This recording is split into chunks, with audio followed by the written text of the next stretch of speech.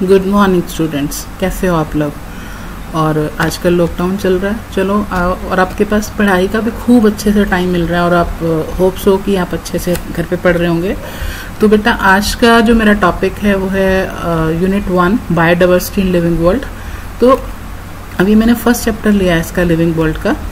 तो अब इसमें जो मैं तो ये मानती हूँ कि जो +1 है that is a base of your dream, है ना, कि नर्सरी मानती हूँ मैं, आपके जो ड्रीम की नर्सरी है, ठीक है। और नॉर्मली स्टूडेंट्स क्या करते हैं कि +2 के टॉपिक के अंदर बहुत ज़्यादा, +2 में तो बहुत ज़्यादा मेहनत करते हैं कि हाँ भी बोर्ड की क्लास है, बट +1 को सीरियसली नहीं ले पाते हैं, ठीक है। तो कोशिश आपको यही करनी चाहिए कि you should start your study from the basic, ताकि आप अपने ड्रीम तक पहुंच सको, ठीक है। सो चलिए हम फर्स्ट चैप्टर शुरू करते हैं, that is of living world. तो अब इसमें जो बेटा फर्स्ट जो है, इसमें सबसे पहले जो आ जाता है कि वो है व्हाट इज बायोलॉजी, ठीक है। अब बायो के अंदर टर्म में आप देखोगे कि काफ़ी जगह पे जो डेफिनेशंस लिखी हुई हैं, that is study of life. तो अगर आप लाइफ को डिफाइन करना चाहोगे तो लाइफ जो है it can't be define into 1 page 2 page और 2 बुक्स, ठीक है। हर एक का लाइफ के लिए क्राइटेरिया अलग होता है, बट जो सही जो डेफिनेशन है जो एनसीईआरटी के अंदर है, that is study of life forms, ठीक है, एंड लिविंग प्रोसेसेस। अब लाइफ फॉर्म्स का क्या मतलब हुआ? लाइफ फॉर्म्स होती है बेटा कि अब देखते हो कि बायो जो है that is a very vast subject. इसको आप थोड़े से या मतलब किसी एक पर्टिकुलर चीज के लिए नहीं चल सकते हो। बायो के अंदर डाइवर्सिटी ज्यादा है। डाइवर्सिटी मीन्स कि उसमें लिविंग फॉर्म्स की वैरायटी बहुत ज़्यादा है। लाइक अब आप देखते हो, हम लोग एनिमल्स हैं तो हमें लगता है कि ठीक है कि हमारे से ही सारी दुनिया बनी हुई है, बट देयर आर प्लांट्स जो कि हमें नज़र आ रहे हैं, हमें मूवमेंट करते नहीं नज़र आ रहे हैं, है ना, but still they are living. इसके अलावा हमारे बैक्टीरियाज हैं, हमारे जो है और फंजाई आप देखते हो, ठीक है, यूनिसेलुलर माइक्रो ऑर्गेनिजम्स हैं जो कि आपको नज़र भी नहीं आ रहे हैं, but still they are present. आप अगर बैक्टीरियाज की बात करो, नज़र नहीं आ रहा, बट वो भी हमारे कर्ड के अंदर प्रेजेंट है, हमारी बॉडी के अंदर प्रेजेंट है। कई यूजफुल बैक्टीरियाज हैं, कई हार्मफुल बैक्टीरियाज हैं। तो ये सारा कुछ क्या है? These are all the life forms. और अब इस बायोलॉजी के अंदर हमने इन लाइफ फॉर्म्स के बारे में पढ़ना है कि लाइफ फॉर्म्स है क्या। एंड दूसरे नंबर पे जो आ जाता है that is living processes. And now what is the meaning of this living processes? अब कोई भी लिविंग ऑर्गेनिज्म है, नेचुरल है, उस लिविंग ऑर्गेनिज्म को अपने सर्वाइवल के लिए इट नीड फूड, है ना, फूड को डाइजेस्ट करेगा, रेस्पिरेशन कर रहा है, एक्सक्रीशन कर रहा है, सर्कुलेशन उसके अंदर हो रही है। तो दीज आर ऑल क्या है ये सारा कुछ? These are all the living processes। तो बेसिकली जो बायोलॉजी की टर्म है उसका डेफिनेशन यही है, the study of life forms and living processes. तो बाकी मेरा एक सजेशन है बच्चे कि जब भी आप अपनी शुरुआत करो स्टडी की या कुछ है तो आप एनसीईआरटी को फॉलो करना मत भूलना, क्योंकि एनसीईआरटी के अंदर ही आपको सब कुछ मिलने वाला है, ठीक है। आप बेशक भारी भरकम बुक्स को उठाओ, जो कुछ मर्जी करो, बट लाइफ फॉर्म्स जो आपकी एनसीईआरटी है दैट इज द बेस जो कि आपको आपके ड्रीम तक पहुंचा सकती है। सारी बुक्स पढ़ो बट एनसीईआरटी को जरूर फॉलो करो। तो ये जो डेफिनेशन है that is in NCERT, that is study of life forms and living processes. अब आपको ये लाइफ फॉर्म्स के बारे में पता चल गया क्या है, आपको लिविंग प्रोसेसेस के बारे में पता चल गया।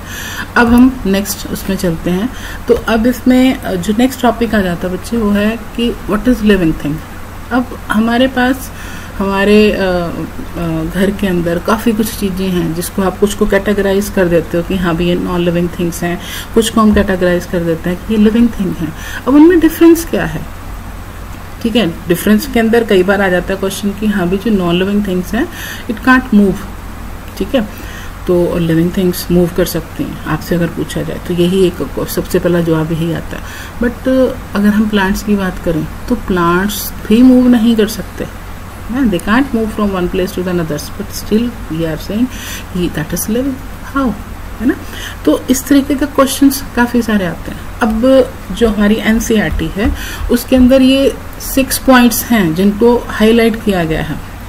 अब बाकी बुक्स को उठाओगे उसमें काफ़ी सारे पॉइंट्स हैं, ठीक है, वो भी सारे पॉइंट्स गलत नहीं हैं, सही है सब कुछ, बट इन 6 पॉइंट्स के ऊपर जो है जो सबसे ज़्यादा जो स्ट्रेस है वो इसी के ऊपर है। और मतलब मेनली क्या है कि यही जो 6 पॉइंट है, इसकी वजह से आप एक लिविंग थिंग को एक नॉन लिविंग थिंग्स के साथ सेपरेट कर सकते हो। अब ये जो पॉइंट्स है ना, ये मैं 1 बाय 1 आगे डिस्कस करने वाली हूँ, ठीक है। तो आप जस्ट इसको एक बार पढ़ लो कि हाँ भी लिविंग थिंग है क्या। तो लिविंग थिंग क्या है कि सबसे पहले सेल्स की बनी होती है, वो हमें पता है। सेल्स जो है वो होती क्या है, ठीक है। दूसरे नंबर पे क्या जाता है कि लिविंग थिंग्स ग्रो करती हैं, डेवलप करती हैं, और इनमें कॉम्प्लेक्स केमिस्ट्री है। It can produce offsprings, it maintains homeostasis, it responds to the environment. अब मैंने 1 बाय 1 इन टॉपिक्स को आगे स्टडी आपको बताते जाना कि हाँ भी इन मीनिंग्स के, इन लाइंस का जो है वो किस तरीके से हम नॉन ऑर्गेनिजम्स के, नॉन लिविंग के अंदर के साथ आप कंपैरिजन कर सकते हो, ठीक है। तो फर्स्ट जो हमारा जाता है that is the cellular organisation. अब सेलुलर ऑर्गेनाइजेशन क्या है? बेसिकली हमें पता है कि जो भी लिविंग ऑर्गेनिज्म है it made up of cell. हमारा जो बेसिक यूनिट है वो सेल है, ठीक है। और नॉन लिविंग थिंग्स, अब क्वेश्चन ये भी आ जाता है कि जो नॉन लिविंग थिंग है, जैसे हम लोग कॉर्क की बात करते हैं, है ना, तो कॉर्क जो है सबसे पहले रॉबर्ट हुक ने उसी के अंदर ढूंढा था। तो क्वेश्चन ये आता है कि भाई कॉर्क सेल तो हमने नॉन लिविंग के अंदर ढूंढ ली या कुछ है, तो वो कैसे हो गया? अब वो जो सेल है दैट इज वुड का पार्ट है ना, वुड जो है उसमें एक डेड सेल था, वो डेड सेल था, कहीं ना कहीं वो किसी ना किसी टाइम के अंदर वो लिविंग था, ठीक है। सो जितनी भी लिविंग थिंग्स होती हैं बेटा, उनका बेसिक यूनिट जो होता है दैट इज सेल। वो बेसिक यूनिट जो है वो सेल है, ठीक है। फिर उसके बाद क्या होता है, सेल्स जुड़ती हैं तो दे आर फॉर्मिंग टिश्यूज बना रही हैं। अब tissues, there are so many tissues in our body, like epithelial tissue, muscular tissue, nervous tissue, connective tissue, इतना कुछ है हमारी बॉडी के अंदर, बहुत कुछ है, ठीक है। और ये सिर्फ हम एनिमल्स की बात हो रही है। अगर आप प्लांट्स की बात में करोगे तो प्लांट्स के अंदर अलग से टिश्यूज हैं, सिंपल टिश्यू हैं, कॉम्प्लेक्स टिश्यू हैं। तो अब ये सारे के सारे टिश्यूज जो हैं, it's a group of cells, group of similar cells, they are performing the similar functions. अब टिश्यूज हो गए, अब टिश्यूज के बाद ऑर्गन बनते हैं, ठीक है। अब हमारी बॉडी में काफ़ी सारे ऑर्गन्स हैं, लाइक स्टमक है, इंटेस्टाइन है ना, लंग्स है, ब्रेन है, हार्ट है, these are all the organs in our body. और ये ऑर्गन्स किसके बने हैं? टिश्यूज के बने हैं, ठीक है।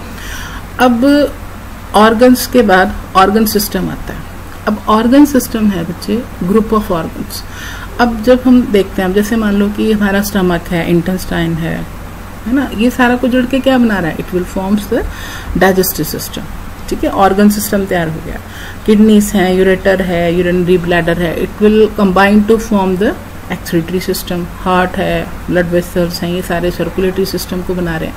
तो ये सारा का सारा ऑर्गन सिस्टम बन गया। अब कोई एक ऑर्गन सिस्टम जो है वो दूसरे ऑर्गन सिस्टम को, मतलब ठीक है थोड़ी बहुत सपोर्ट होती है, बट उसका काम नहीं करेगा। अब जैसे फॉर एग्जांपल कि हमारे जो है डाइजेस्टिव सिस्टम की बात हो रही है, तो डाइजेस्टिव सिस्टम का काम कभी भी सर्कुलेटरी नहीं करेगा, सर्कुलेटरी का काम कभी भी कोई और नहीं करेगा। जिस चीज के लिए जो काम दिया गया है उस ऑर्गन सिस्टम ने उसी काम को करना है, ठीक है। तो ऑर्गन सिस्टम हो गया, है ना। फिर उसके बाद अब ये सारा कुछ जब ये जुड़ गया तो क्या बन गया? It's a living organism.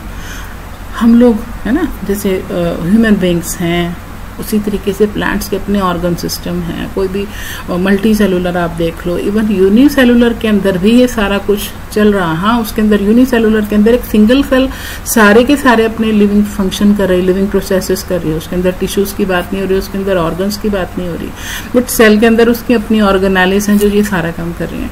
तो इससे हमें क्या पता चलता है कि जितने भी लिविंग ऑर्गेनिज्म है बेटा, वो सारे के सारे सेल के बने हुए। तो नॉन लिविंग थिंग्स जो हैं, है ना, उनके अंदर ऐसा कुछ नहीं, ठीक है, उनका कुछ ना कुछ एक बेसिक यूनिट जरूर हर एक चीज का होता है, बट लिविंग थिंग्स के अंदर सेल है। और सेल में भी हमारे ऐसा क्या है, सेल के अंदर हमारा डीएनए है।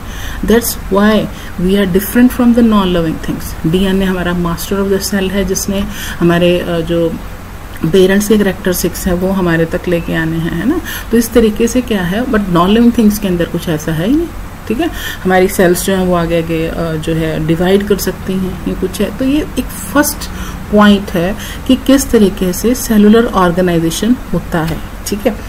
अब ये तो था हमारा फर्स्ट पॉइंट कि फर्स्ट पॉइंट के अंदर सेलुलर ऑर्गेनाइजेशन कैसे हुआ, ठीक है। अब हम बच्चे चलते हैं सेकंड पॉइंट की तरफ। इसमें है कि जितने भी लिविंग ऑर्गेनिजम्स हैं दे कैन ग्रो, ठीक है।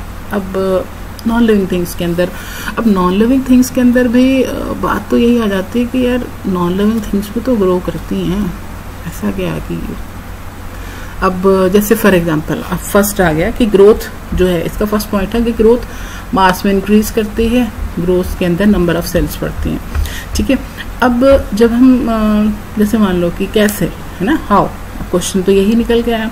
अब जैसे फॉर एग्जांपल मान लो कि एक छोटा बच्चा है, ठीक है, वो पैदा हुआ, न्यूली बॉर्न बेबी है, कुछ टाइम के बाद वो ग्रो कर गया, 20 ईयर्स का हो गया, उसकी हाइट बढ़ गई, उसके बॉडी के जो ऑर्गन्स थे उनकी फंक्शनिंग चेंज हो गई, सारा कुछ हो गया, तो वो क्या हुआ, दैट इज इंक्रीज इन मास, ठीक है, उसकी नंबर ऑफ सेल्स बढ़ गई हैं।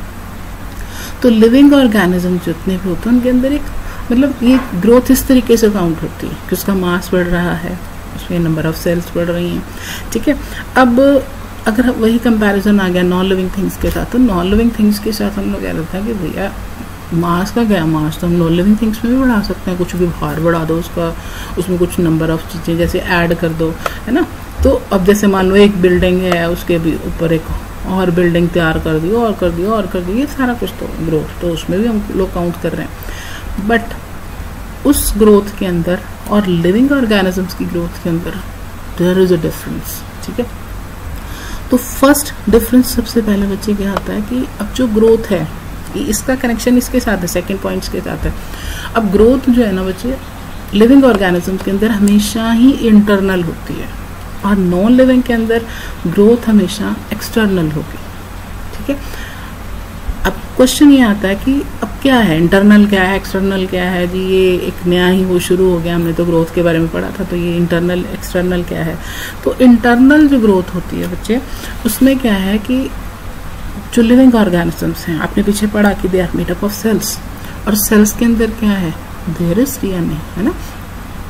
तो उनके जो डीएनए है वो अंदर इस तरीके से काम कर रहा है, सारा कुछ है, तो उनके अंदर एक इंटरनल ग्रोथ चल रही है, जबकि living organism non living organism के अंदर ग्रोथ हमेशा एक्सटर्नल है। जैसे फॉर एग्जांपल कि कोई भी चीज़ आप लगा लो, वही बिल्डिंग का एग्जांपल जैसे मैं ले रही थी, है ना, यहाँ पे एक फ्लोर है, ये दूसरा फ्लोर बन गया, तीसरा फ्लोर बन गया, तो ये एक्सटर्नल ग्रोथ हो रही है।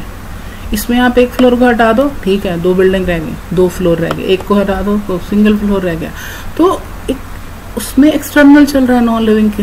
बट हमारे अंदर इंटरनल है, हमारे अंदर जो चेंजेस हो रहे हैं, हमारी बॉडी के अंदर जो चेंजेस हो रहे हैं वो इंटरनल हैं, that is due to the DNA, that is due to the other metabolic processes which are occurring in our body. So growth is always internal in our body, while in non-living things growth is always external. अब ये एक term दी हुई है interception, इसका मतलब क्या होता है बच्चे कि जो डिपोजिशन ऑफ मटेरियल है, अब जैसे फॉर एग्जांपल कि इतना कुछ हो रहा है हमारी बॉडी के अंदर, आपने पढ़ा होगा डीएनए होता है, रेप्लिकेशन, ट्रांसलेशन, ये सारा कुछ है, तो कुछ ना कुछ हमारी बॉडी के अंदर मेटाबॉलिक मटेरियल्स बन रहे हैं, तो वो सारे के सारे मेटाबॉलिक मटेरियल्स जो हैं they are accumulated inside the cell, inside the cell है वो सारा कुछ, उसमें एक्सटर्नल कुछ भी नहीं है। जबकि नॉन लिविंग के थिंग के अंदर बच्चा एक्रीशन होता है, नॉन लिविंग के अंदर एक्रीशन होता है, क्योंकि उसके अंदर जो डिपोजिशन ऑफ मटेरियल हो रही है that is on the outside, outer surface पे है, जबकि हमारे केस के अंदर जो डिपोजिशन ऑफ मटेरियल है दैट इज इनसाइड, तो that's why the growth is always internal, है ना। फिर उसके बाद जो थर्ड पॉइंट आ जाता है बच्चे, वो है कि ग्रोथ, अब जैसे प्लांट्स की बात करते हैं, है ना, प्लांट्स के अंदर जो ग्रोथ है वो थ्रू आउट द लाइफ चलती रहती है, ठीक है, और एनिमल्स के अंदर एक सर्टेन एज तक है। ये तो अब ऐसा तो नहीं है ना कि हम लोग साल ब साल बढ़ते ही जा रहे हैं, बढ़ते ही जा रहे हैं। अब प्लांट्स आप देखते हो कि पहले छोटा सा आपने सीड लगाया, उसके बाद प्लांट बन गया, आगे आगे आगे आगे तो चलता ही जा रहा है, तो उसकी जो ग्रोथ है that is through out the life, ठीक है, वो एक जगह पे सीमित नहीं है। जबकि हमारे केस में ऐसा है, हम एक हाइट तक बढ़ सकते हैं, ठीक है। नॉन लिविंग थिंग्स तो वैसे ही हमारे अंडर कंट्रोल हैं कि ठीक है जी, जैसे मर्जी उनको ग्रो करवाओ या कुछ भी है ना। तो इस ये एक करैक्टर है जिसकी वजह से हमें ये पता है कि लिविंग ऑर्गेनिजम्स ग्रो कर सकते हैं। होप सो कि आपको अच्छे से समझ आ गया होगा। अगर इन केस आपको थोड़ा सा भी डाउट है तो you can send your comment, कुछ भी आप मुझसे पूछ सकते हैं, ठीक है। अब उसके बाद बच्चे नेक्स्ट उस पर चलते हैं कि अब थर्ड पॉइंट आ गया कि जितने भी लिविंग ऑर्गेनिजम्स हैं उनके अंदर बायोकेमिकल रिएक्शन होती है, ठीक है। अब मेटाबॉलिज्म, ये एक बड़ी अच्छी सी टर्म है मेटाबॉलिज्म, कि it's a sum total of all biochemical reactions which is occurring in our body, ठीक है। अब क्वेश्चन ये आ गया कि भैया केमिकल रिएक्शन तो सुनी थी, अभी बायोकेमिकल रिएक्शन कहाँ से आ गई, है ना। अब जो बायोकेमिकल रिएक्शंस होती हैं, अब जितने भी लिविंग ऑर्गेनिजम्स हैं उन सबके अंदर बायोकेमिकल रिएक्शंस चलनी मेटाबॉलिक रिएक्शंस होनी हैं, ठीक है। अब इसका एग्जांपल तो नेचुरल है, मैं दूंगी, है ना। अब मेटाबॉलिज्म बच्चे दो टाइप का है, कैटाबॉलिक, और यहाँ पे कैटाबॉलिज्म लिखना था, और एनाबॉलिक। वैसे है कैटाबॉलिक रिएक्शन, एनाबॉलिक रिएक्शन, ये कैटाबॉलिज्म, एनाबॉलिज्म, ठीक है, उसी का ही पार्ट है। तो मेटाबॉलिज्म में आपको पता चल गया कि sum total of all the biochemical reactions in the cell. अब जो बायोकेमिकल रिएक्शंस हैं उनके एग्जाम्पल्स, अब जैसे मान लो कभी सोचा आपने कि सुबह आप ब्रेकफास्ट किया, है ना, सुबह ब्रेकफास्ट किया, वो ब्रेकफास्ट लंच टाइम तक पूरा डाइजेस्ट हो गया। How is it possible? That is due to biochemical reactions in our body. हमारी बॉडी के अंदर लगातार बायोकेमिकल रिएक्शंस हो रही हैं जिसकी वजह से वो खाना पच गया। दोपहर को आपने खाना खाया, वो नेक्स्ट उसके अंदर चला गया, है ना। तो इस तरीके से मेटाबॉलिक रिएक्शंस हैं जो हमारी बॉडी के अंदर लगातार चलती रहती हैं, बायोकेमिकल रिएक्शंस हैं, ठीक है। अब इसमें जो ये है दो टाइप का हो गया, कैटाबॉलिज्म, एनाबॉलिज्म। अब कैटाबॉलिज्म और एनाबॉलिज्म जो है, इसमें क्या है कि कैटाबॉलिज्म होता है बच्चे कि जो लार्जर बायोमॉलिक्यूल्स है जो वो स्मॉलर के अंदर टूटता है। अब इसका एग्जांपल तो मैं दूंगी, है ना। अब जैसे फॉर एग्जांपल हुआ क्या कि जो है जैसे आपने खाना खाया, है ना, चपाती खाई, चपाती के अंदर आपको पता है कि देयर इज स्टार्च, है ना, स्टार्च होता है। अब वो जो स्टार्च है वो क्या हुआ, वो टूट गया। डाइजेशन के बाद नेचुरल है वो टूटेगा, डाइजेशन तो हो रही है ना आपकी बॉडी के अंदर, तो किसके अंदर टूट गया? That is in glucose. एक लार्ज मॉलिक्यूल जो था, एक लार्जर बायोमॉलिक्यूल्स टूट के एक स्मॉलर मॉलिक्यूल के अंदर कन्वर्ट हो गया। तो लार्जर क्या था? स्टार्च, एंड ग्लूकोज क्या हो गया? उसका स्मॉलर मॉलिक्यूल हो गया। तो that is an catabolic reaction, है ना, कैटाबॉलिज्म हो गया इसके अंदर। अब उसके बाद एनाबॉलिज्म क्या होता है? एनाबॉलिज्म के अंदर बच्चे की जब स्मॉल बायोमॉलिक्यूल्स जुड़ के ग्रेटर बायोमॉलिक्यूल तैयार कर देगा। अब ये क्या होता है? अब जैसे मान लो कि आपने स्टार्च खाना खाया, है ना, चपाती खाई, वो कन्वर्ट हो गई ग्लूकोज के अंदर। अब ग्लूकोज जो है हमारी बॉडी के अंदर ऐसे ही नहीं घूमता रहेगा कि हाँ ग्लूकोज बन गया, चलो जी ठीक है, ग्लूकोज की जरूरत है। ग्लूकोज जो है थोड़े टाइम के बाद जो है ग्लाइकोजन में कन्वर्ट हो जाता है, ठीक है। ग्लाइकोजन में कन्वर्ट कौन कर रहा है उसको? ये जो ग्लूकोज है ये स्मॉलर बायोमॉलिक्यूल में कन्वर्ट हो गया। अब उसके बाद इसने किस में चेंज होता है ना? ग्लाइकोजन के अंदर, ठीक है। अब ग्लाइकोजन जो है ये कन्वर्ट हो जाएगा इसके, ये बन जाएगा। तो ये किसकी हेल्प से हुआ? That is with the help of insulin, ठीक है, इंसुलिन की हेल्प से हुआ। अब ये क्या हो गया? ये एक एनाबॉलिक रिएक्शन हो गई कि स्मॉलर कन्वर्ट हो गया किसके अंदर? लार्जर के अंदर। तो इस तरीके से ये रिएक्शंस होती हैं हमारी बॉडी के अंदर। ये सिर्फ एक सिंगल टाइप मैंने बताई है, ठीक है। इसके अलावा अगर हम देखें तो देयर इज रेस्पिरेशन, है ना, हम लोग सांस ले रहे हैं। सांस जी कहते हैं जी, हम भी अभी तक हमने यही पढ़ा कि ऑक्सीजन आई, कार्बन डाइऑक्साइड बनी, चलो जी हो गया रेस्पिरेशन। बट अब हुआ कैसे है कि अब बाहर से ऑक्सीजन आई, वो हमारी ग्लूकोज के साथ जुड़ेगी, ग्लूकोज के साथ जुड़ के it will form the carbon dioxide, it will form the water, it will form, it gives us energy, है ना, वो हमें एनर्जी दे रही है। तो उस एनर्जी की वजह से जो है हमारी, हम लोग कोई भी काम कर रहे हैं, कुछ भी हमारे, आपको पता है ना कि एनर्जी करेंसी जो हमारी एनर्जी है वो किस फॉर्म में स्टोर हो रही? That is in the form of ATPase, ठीक है, एटीपी। अब क्यों हमें कहा जाता है कि हाँ भी सुबह उठ के आप अच्छे से एक्सरसाइज करो, आप अच्छे से ऑक्सीजन को गेन करो, आप योगा में बताते हैं लोम विलोम करो, ये कुछ है। वाई? क्योंकि उस टाइम के अंदर when you are taking more and more oxygen, है ना, तो आप उस ऑक्सीजन से एटीपीस बना रहे हो, ठीक है। ATP is energy currency of our body. तो इस तरीके से ये सारी मेटाबॉलिक रिएक्शंस जो है आपकी बॉडी के अंदर चलती जा रही हैं, कोई एक मेटाबॉलिक रिएक्शन नहीं है। तो लिविंग ऑर्गेनिजम्स के अंदर सारा कुछ हो रहा है। अब क्या एक नॉन लिविंग थिंग्स के अंदर ऐसा कुछ होगा कि नॉन लिविंग थिंग्स के सांस लेती हैं आपको नजर आएंगी, नॉन लिविंग थिंग्स का खाना खाती हुई नजर आएगी? नो, है ना। So it's a characteristics of an living organism कि there is an complex chemistry, ठीक है। अब होप सो अच्छा टॉपिक समझ आ गया होगा, है ना। चलो आगे चलते हैं। अच्छा, अब उसके बाद आ गया कि जितने भी लिविंग ऑर्गेनिजम्स हैं इट कैन प्रोड्यूस ऑफस्प्रिंग, ठीक है। ऑफस्प्रिंग मीन्स कि अपनी आगे नेक्स्ट जनरेशन को पैदा कर सकते हैं। नॉन लिविंग थिंग्स के अंदर ऐसा कुछ नहीं है ना। अब रिप्रोडक्शन जो है उसमें दो टाइप्स आ गए, one is your asexual and second is your sexual, है ना। तो एसेक्सुअल रिप्रोडक्शन क्या है? वन इट्स विदाउट गैमेट्स, ठीक है। गैमेट्स आपको पता है कि मेल गैमेट, फीमेल गैमेट, है ना। तो अब इसमें विदाउट होगा, ठीक है। It's without gamete formation. तो अभी से मेरी टाइपिंग थोड़ी सी है, चलो कोई बात नहीं, चलता है। अच्छा, विदाउट गैमेट जो है फॉर्मेशन एसेक्सुअल रिप्रोडक्शन होगा, और सेक्सुअल के अंदर आपको पता है कि देयर इज गैमेट फ्यूजन है। अब इसमें कैसे है, जैसे इसके काफ़ी सारे एग्जाम्पल हैं। जैसे फॉर एग्जाम्पल आप हाइड्रा ले रहे हो, है ना। हाइड्रा के अंदर ये आपको पता है कि देयर आर टेंटिकल्स, ये टेंटिकल्स होते हैं, ठीक है। एक फ्रेश वाटर लिविंग यूनिसेलुलर, वो सॉरी यूनिसेलुलर नहीं है। तो ये बेसिकली इस तरीके से इसमें जो है ये हाइड्रा आ गया।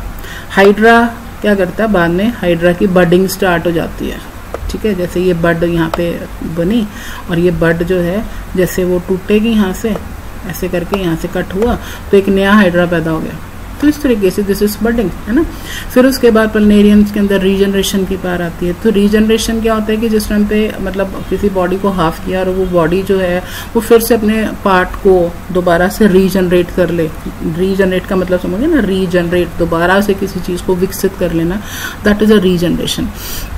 अब इसके एग्जाम्पल आप काफ़ी सारे देखते हो, प्लनेरियन भी इसका एग्जांपल है। इसके अलावा आप लिजर्ड के अंदर देखते हो, लिजर्ड के अंदर भी रीजनरेशन होती है। हाँ ठीक है, लिविंग ऑर्गेनिज्म नहीं बना सकती, बट उसमें क्या होता है कि जैसे मान लो कई बार उसने अपनी टेल तोड़ ली, जैसे कई बार आप देखते हो कि लिजर्ड की टेल टूट गई, तो टेल जो है वो दोबारा से उसको रीजनरेट कर जाती है। हमारी बॉडी के अंदर भी रीजनरेशन होती है, लिवर के अंदर होती है। जैसे फॉर एग्जांपल कि किसी को लिवर ट्रांसप्लांट करना है ना, तो हाफ पार्ट जो है अगर किसी ने वो जैसे सर्जरी के दौरान होता है कि थोड़ा सा पार्ट दे दिया, तो जो बाकी जो पार्ट होगा वो अपने आप ही लिवर अपने आप को जो है रीजनरेट कर लेता है, ठीक है। तो हमारी बॉडी के अंदर रीजनरेशन सिर्फ लिवर के अंदर होती है। तो रीजनरेशन मीन्स कि the formation of new part, है ना। फिर आ गया फंगस के अंदर आप देखते हो स्पोर्स होते हैं, फ्रैगमेंटेशन होती है। जैसे कोई बड़ा सा कोई थ्रेड लाइक स्ट्रक्चर है तो इसके अंदर फ्रैगमेंट टूट गए, है ना। एक एक फ्रैगमेंट जो it will give rise to the new जो है वो एक ऑर्गेनिज्म को पैदा करेगा। तो it's all the asexual reproduction, ठीक है। अब उसके बाद नेक्स्ट आ जाता है कि सेक्सुअल रिप्रोडक्शन में तो आपने पढ़ा ही हुआ है कि लिविंग ऑर्गेनिजम्स हैं, है ना, जाइगोट वगैरह बन गया। अब एक चीज़ होती है कि जो बच्चा जो लिविंग ऑर्गेनिज्म है उसके अंदर रिप्रोडक्शन कैरेक्टरिस्टिक पार्ट है, but it is not mandatory part कि हाँ वो ये है ही है। कुछ लिविंग ऑर्गेनिजम्स ऐसे भी हैं विच डस नॉट रिप्रोड्यूस, ठीक है। अब इसमें कौन कौन से आ गए, जैसे म्यूल है, स्ट्राइल वर्कर बीज हैं। तो अब इनके एग्जांपल जैसे बच्चे आपने देखा होगा बी हाइव है ना। बी हाइव, इतना बड़ा बी हाइव होता है तो उसके अंदर क्या है, एक क्या होती है, एक क्वीन होती है, ठीक है। और उसके अलावा जो है ड्रोन्स होते हैं। ड्रोन्स क्या हैं, दीज आर द मेल जो बीज होती हैं उसके अंदर, और बाकी सारे वर्कर्स होते हैं। मतलब ये देख लो कि एक क्वीन है, एक ड्रोन है, सॉरी 5-6 ड्रोन होते हैं, मेल पार्ट होते हैं, बाकी सारे के सारे वर्कर्स हैं। और वर्कर्स का काम क्या होता है, वर्कर्स ने किसी ने नेक्टर को कलेक्ट करना है, किसी ने उसके जो बी हाइव के अंदर जो एग्स हैं उनकी देखभाल करनी है, किसी ने क्लीनिंग का काम करना है, किसी ने प्रोटेक्शन का काम करना है। तो जितने भी बी हाइव के अंदर वर्कर्स भी होती हैं, all are sterile, they can't reproduce. तो इससे आपको पता चल गया कि मतलब बायो जो है ना बच्चे, उसको आप एक ही किसी भी एक ही रूल के साथ नहीं बांध सकते कि हाँ भाई ये रूल फिक्स हो गया नो। बायो के अंदर, क्योंकि लिविंग ऑर्गेनिजम्स बहुत ज़्यादा, लाइफ फॉर्म्स बहुत ज़्यादा है, तो इसलिए उस हिसाब से उनकी डाइवर्सिटी, उसकी कैरेक्टर्स के अंदर भी कहीं ना कहीं कुछ ना कुछ चेंज आ जाता है। तो इसलिए कई बार जो है मतलब जो बाकी कहीं ना कहीं एक सिद्धांत बन जाता है कि हाँ भाई ये चीज़ ऐसे है, बट बायो के अंदर ऐसा वही चीज़ नहीं हो पाता है। बायो की मतलब वैसे भी आई लव बायो, है ना। चलिए अच्छा आगे चलते हैं। तो अगला जो टॉपिक है कि अब जितने भी लिविंग ऑर्गेनिजम्स होते हैं उनके अंदर होम्योस्टैसिस है। अब ये क्या आ गया, अब होम्योस्टैसिस बेटा कि internal balance of the body. देखो कई बार देखते हो आप, कभी हमने सोचा है कि हमारा एक बैलेंस है हमारी बॉडी का, हर एक चीज़ के अंदर हमारी बॉडी के अंदर बैलेंस मेंटेन है। जैसे फॉर एग्जांपल आपने टेम्परेचर की बात की है, आपकी बॉडी का टेम्परेचर फिक्स है because we are warm blooded animal, ठीक है। कोल्ड ब्लडेड होते हैं कि जो कि अपने एनवायरनमेंट के हिसाब से अपने आप को चेंज कर जाते हैं, ठीक है। अगर बाय चांस बाहर ठंड है तो उन्होंने अपना बॉडी का टेम्परेचर चेंज करना, बाहर गर्मी है तो अपना बॉडी का टेम्परेचर चेंज कर लेना, तो उनके अंदर ये चीज़ चलती है। अब जैसे है ना, बट हमारे केस में we are warm blooded animal, है ना, हमारी बॉडी का टेम्परेचर कांस्टेंट है। अब हमारी बॉडी का टेम्परेचर आपको पता है कि आप थर्मोमीटर लगाते हो, तो जरा सा भी बॉडी का टेम्परेचर बढ़ गया तो हमें पता चलता है कि हाँ भी कुछ हो रहा है ना, हमें बॉडी एक स्टार्ट हो जाएगा, जैसे टेम्परेचर की फीलिंग आती है। बट जिस टाइम मान लो लो चला गया तब भी हमें पता चलता है कि हाँ भी कुछ गड़बड़ मच रही है। अब देखो कोई भी चीज़ है हमारी बॉडी के अंदर ना, हर एक चीज़ का एक बैलेंस शीट बनी होती है, ठीक है। तो बैलेंस शीट के हिसाब से सारा कुछ देखा जाता है। जैसे बॉडी टेम्परेचर है, उसका है ब्लड प्रेशर है, उसका है ब्लड शुगर का लेवल है, उसका एक बैलेंस शीट बनी हुई है ना, हर एक रेंज है। जैसे आप हम कहीं ब्लड टेस्ट करवाने जाते हैं तो वो एक रेंज दे देते हैं, अगर उस रेंज से नीचे जा रहा है काम या ऊपर जा रहा है। अब जैसे बच्चे कोई भी चीज़ है अगर एक रेंज से नीचे जा रही है, that condition is called hypo, वो हाइपो है ना। और अगर कोई चीज़ एक कंडीशन से ऊपर जा रही है, एक नॉर्मल जो रेंज है उससे ऊपर की तरफ जा रही है, दैट इज कॉल्ड हाइपर, ठीक है। सॉरी ये गलत लिखा गया, तो हाइपर PE आना है यहाँ पे, ठीक है। तो ये जो है हाइपर कंडीशन हो गई। तो अब इसमें क्या है कि जो हाइपर है ना, अब ये जैसे मान लो 80 है, ये आपका BP है, 82 लेके 120 तक जो है ये आपका BP का रेंज है। तो हाइपो एंड हाइपर दो कंडीशंस आ गई। शुगर लेवल है, ब्लड प्रेशर का लेवल है, बॉडी का टेम्परेचर है, ये सारा कुछ जो है वो हमारी बॉडी के अंदर चलता है। तो इट्स एन होम्योस्टैसिस, हमारी बॉडी जो है वो अपने आप को मेंटेन करके बैठे, एक बैलेंस के अंदर मेंटेन करके रखा हुआ उसने कभी भी उस बैलेंस को हिलाना नहीं है ना। अगर हिल जाएगा तो आपको पता चल जाएगा कि हाँ भी कुछ ना कुछ तो दिक्कत आ रही है, ठीक है। अब जैसे हल्का सा 99 टेम्परेचर भी हो गया तो पता चल जाता है ना। तो इस तरीके से ये होम्योस्टैसिस है, ठीक है। तो ये सारा कुछ जैसे फॉर एग्जांपल मान लो कि आपके सामने कोई हमारी बॉडी का टेम्परेचर जो है वो हमें आसपास के बैक्टीरिया से, इतने सारे बैक्टीरियाज हैं, तो हमारी बॉडी का कहीं ना कहीं टेम्परेचर जो उन बैक्टीरिया से भी हमें बचा रहा है। कभी सोचा कि हाँ भी कोई डेड बॉडी है वो सड़नी शुरू हो गई, कहीं पड़ी है वो सड़नी शुरू हो गई, क्यों? क्योंकि उसका जो टेम्परेचर है, बॉडी का जो टेम्परेचर है जिस लेवल पे वो ख़त्म है, कुछ भी नहीं है उसके अंदर, है ना। तो जिसकी वजह से बैक्टीरिया आसपास के उसके ऊपर हावी हो जाते हैं, हमारे ऊपर ऐसा कुछ नहीं होता है ना। तो इस तरीके से होम्योस्टैसिस जो काम करता है हमारी बॉडी के अंदर। अब बच्चे नेक्स्ट जो हमारा है कि अब जो जितने भी लिविंग ऑर्गेनिजम्स होते हैं they can respond to environment. अब जब हम एनवायरनमेंट के साथ रिस्पॉन्ड करते हैं that term is called the consciousness, we are conscious, है ना, आसपास हमारे क्या हो रहा है। अनकॉन्शियस बंदा उसको नहीं पता है कि उसके आसपास क्या हो रहा है, कुछ है। तो अब कॉन्शियसनेस जो है हमारी, it's a response to the surroundings. अब कॉन्शियसनेस जो है उसमें दो चीज़ें आ जाती हैं, one is your stimulus and second is your response. अब ये क्या चीज़ है? स्टिमुलस होती है बच्चे की, जैसे फॉर एग्जांपल हमारा जैसे स्टिमुलस काफ़ी टाइप की, फिजिकल है, केमिकल है, मैकेनिकल है ना। जैसे फॉर एग्जांपल कि एकदम से कहीं हम बैठे हैं तो हमें कुछ हमारी स्किन के ऊपर जो है कुछ एकदम से कुछ गर्म लग गया, कोई चीज़ गर्म लग गई है, कुछ किसी ने कुछ प्रिक कर दिया, कुछ भी, है ना। तो एक स्टिमुलस है, उस स्टिमुलस के अनुसार हम एकदम से रिस्पॉन्स करते हैं। कुछ लगा हमने हाथ ऐसे पीछे कर लिया, तो वो क्या है, दैट इज़ आवर रिस्पॉन्स। ठीक है, अब मतलब एक डेड पर्सन है या एक नॉन लिविंग थिंग्स है, उसके ऊपर ऐसा कुछ असर नहीं होगा, है ना। तो वो एक स्टिमुलस और रिस्पॉन्स से अलग है, बट हमारी बॉडी जो है वो स्टिमुलस और रिस्पॉन्स के साथ में ही है। तो इस तरीके से बेसिकली जो लिविंग ऑर्गेनिजम्स होते हैं, they can respond to their environment, है ना। अब ये हो गया। अब जैसे फॉर एग्जांपल, अब हमारा जो ब्रेन होता है, ठीक है, अब मैं एक बड़ी स्पेशल चीज़ है मैं बताऊंगी। अब जैसे मान लो हमारा ब्रेन है, ब्रेन के भी दो पार्ट होते हैं बच्चे, एक होता है कॉन्शियस और एक होता है सबकॉन्शियस। कभी आपने सुना होगा हमारा एक सबकॉन्शियस माइंड में होता है। अब जो कॉन्शियस माइंड है ना, that is all under the control of your 5 sense organs. 5 sense organs क्या है हमारी बॉडी के अंदर? आईज है, ईयर है, नोज है, टंग है, स्किन है। तो ये 5 सेंस ऑर्गन्स हैं। उन 5 सेंस ऑर्गन के साथ जो है हमारी जो पूरी सिस्टम है हमारी बॉडी का, वो जुड़ा हुआ, उससे हम एक्सटर्नल दुनिया को देख रहे हैं। बट बाकी जो सारा कुछ चल रहा है वो हमारा इंटरनल चल रहा है, सबकॉन्शियस माइंड के हिसाब से चल रहा है। अब can you stop your heartbeat? No. आप सोचो बैठे बैठे ऐसे करके बैठ गए, नहीं, हमने अपनी हार्ट बीट को रोकना, यू कांट। क्यों? क्योंकि वो आपके कॉन्शियस लेवल के अंदर नहीं आ रहा। That is under the control of your subconscious mind.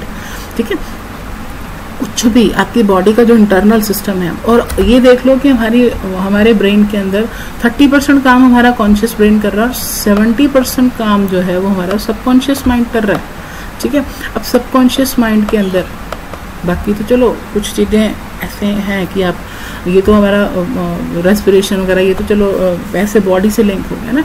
इसके अलावा जो बच्चे, आप थोड़ा सा, ये आपकी पढ़ाई से हटके टॉपिक की बात हो रही है कि जो सबकॉन्शियस माइंड है ना, इसमें थॉट्स जितने भी होते हैं वो आपके इसके अंदर एंटर करते हैं।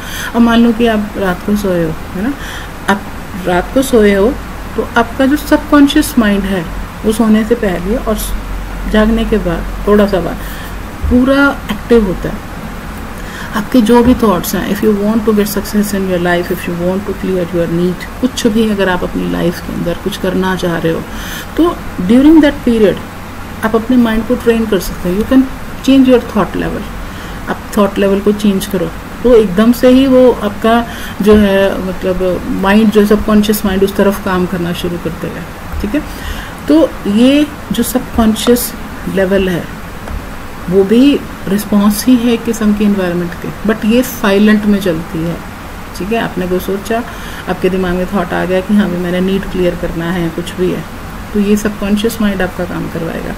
अगर कभी मौका लगे ना, मतलब टेक्स्ट बुक के अलावा हमें कई बार अलग मोटिवेशनल बुक्स भी पढ़नी चाहिए। तो उस मोटिवेशनल बुक के अंदर एक बुक है power of subconscious mind. It's very very interesting book. तो कभी मौका मिले लाइफ में तो जरूर इसको पढ़िएगा। तो ये तो हो गया कि रिस्पॉन्स कैसे करें। तो कॉन्शियस जो लिविंग ऑर्गेनिजम्स हैं वही रिस्पॉन्ड करते हैं, नॉन लिविंग थिंग्स को कुछ नहीं पता है कुछ भी। अब आपको ये टर्म्स क्लियर हो गई, स्टिमुलस पता चल गया, आपको रिस्पॉन्स पता चल गया, ये चीज़ हो गई है ना। अब ये तो बच्चे ये था कि 6 पॉइंट्स, ठीक है, जो आपने उसमें एनसीईआरटी के अंदर दिया। अब जो हमारी जो नेक्स्ट वीडियो आएगी उसके अंदर आएगा अडेप्टेशन। ठीक है, अडेप्टेशन क्या होती है, डेथ क्या होती है। अब डेथ तो सबको पता है, टाइप्स ऑफ डेथ के बारे में पता है कि टाइप्स ऑफ डेथ भी होती हैं। तो बाकी ये हम फिर नेक्स्ट वीडियो में आने वाला है, तो आप इसको अच्छे से पढ़ लेना। अगर आपको वीडियो अच्छी लगी है तो नेचुरल है आप चैनल को सब्सक्राइब जरूर करोगे, है ना। अब जाते जाते थैंक यू तो आपको बनता है, आपने इतनी पेशेंटली सुना सारा कुछ। और एक सुजेशन है जाते जाते बच्चे कि हमेशा अपना जो टाइम है वो अपने ग्रैंड पेरेंट्स के साथ, अपने पेरेंट्स के साथ ज़रूर बताया करो।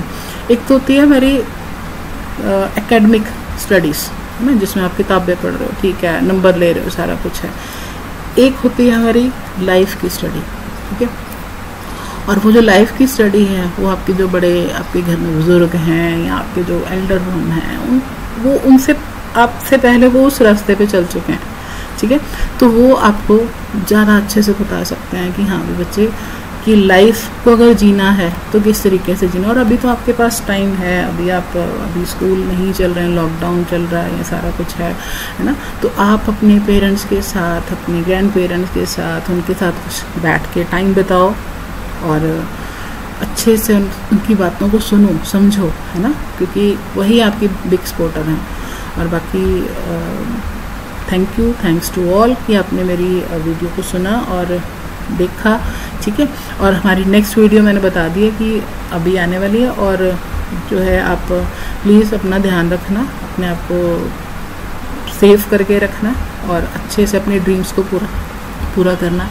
थैंक यू बेटा, थैंक्स अ लॉट।